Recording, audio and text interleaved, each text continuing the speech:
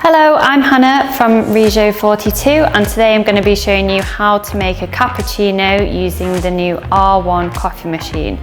So first thing you want to do is get your group handle and grind your espresso.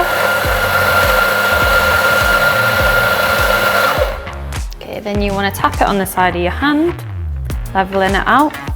Get the tamper and firmly press down. Spin and then wipe. Okay, then you want to lock it onto the machine.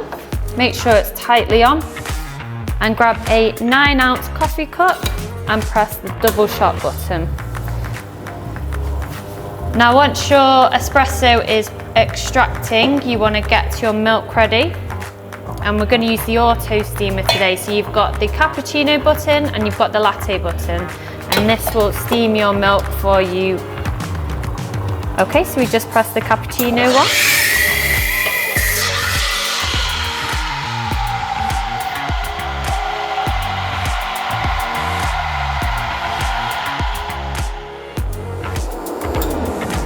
Okay, so once that's done, it will automatically stop for you. So you want to pull the steam wand out, leave it on the side, and give that a quick wipe. Now to purge, you just press the button, and you'll know that you need to do that because it will flash. Press that button. Okay. So a really good tip for making cappuccino milk is bang and swirl.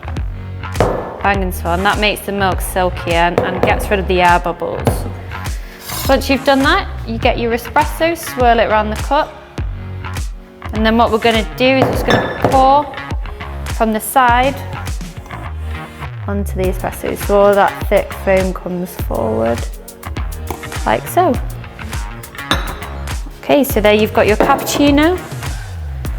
Get some chocolate sprinkles and shake on the top. And there you have